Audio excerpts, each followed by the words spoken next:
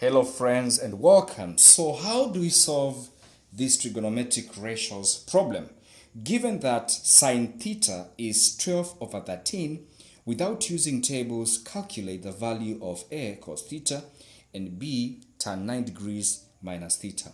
Now, without using tables or a calculator, to solve these problems involving trigonometric ratios, we need to use a right-angled triangle. Using this mnemonic SOHCAHTOA, we can solve these problems. The sine of theta is opposite side of hypotenuse.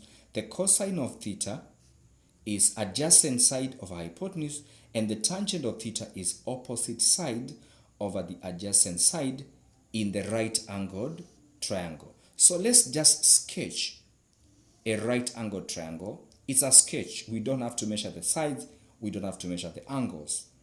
Let's put our theta somewhere. Let's put it here.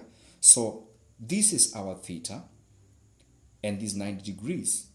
The sine of theta is 12 over 13, which means that 12 is the opposite side over the hypotenuse side 13. So where theta is, our opposite side will be this one. With a simple arrow, we can locate from where theta is, we can locate towards this side, we can locate the side which is the opposite. So this will be 12. And the longest side is the hypotenuse, which is 13. All right? So that is how we locate 12 and 13 in the right-angled triangle. The cosine of theta will be adjacent of hypotenuse. So we need the adjacent side. If this is where our theta is, the adjacent side will be this one, which we don't know. Let's give it letter A and use Pythagoras theorem to find the value of this length. So A squared plus 12 squared will be equal to 13 squared. A squared plus 144, which is the square of 12, will be equal to 169, the square of 13. A squared will be equal to 169 minus 144 when you subtract 144 from both sides of the equation. So A squared is 169 minus 144 is 25. And therefore A, the square root of both sides, we get A here, and the square root of 25 will be 5. So here, the value of A will be 5. We take the positive square root of 25 because these lengths are positive lengths. So A will be 5. So that means the solution to A, the cosine of theta, is adjacent of hypotenuse.